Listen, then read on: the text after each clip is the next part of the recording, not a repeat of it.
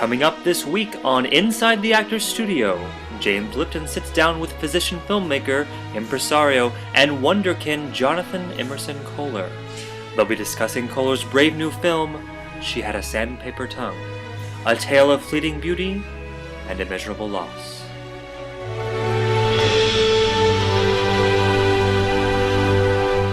This brave, young, youngish man, this mellifluous Manchian when it comes to dog versus cat, this visionary voyager, Jonathan Emerson Kohler, has looked deep into the world of feline felicitousness and not blinked.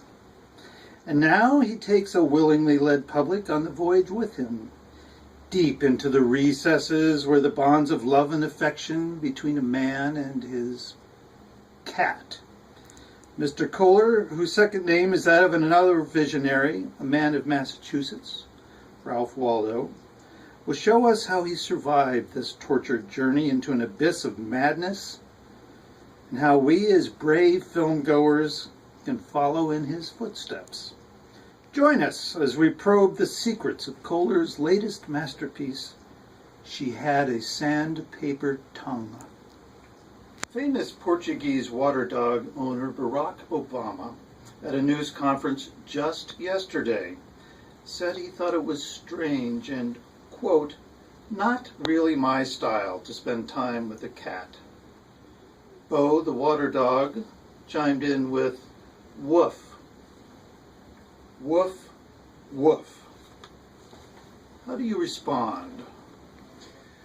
You know, James, I'm currently in a very heated tweet war with the president over just these remarks. My fully formed feelings are perfectly and precisely pontificated within these 140 character masterpieces.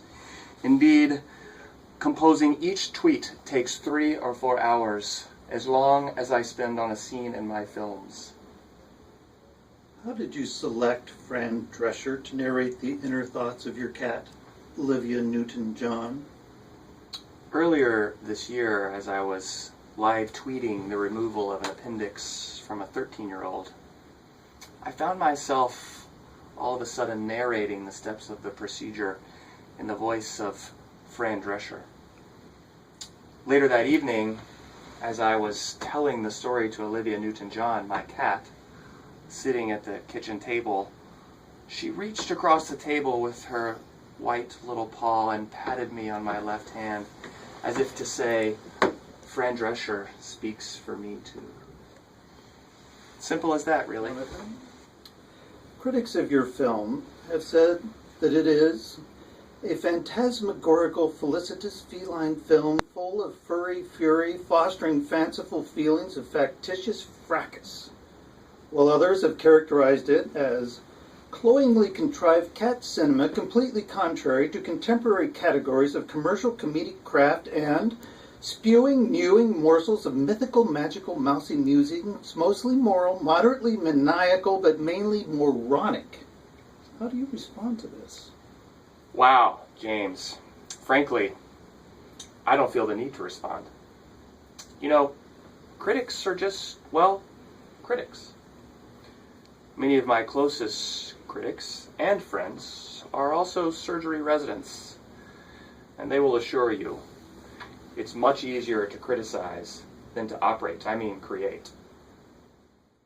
Don't miss this riveting, if baffling, edition of Inside the Actors Studio, Sunday night at 6 p.m. Eastern.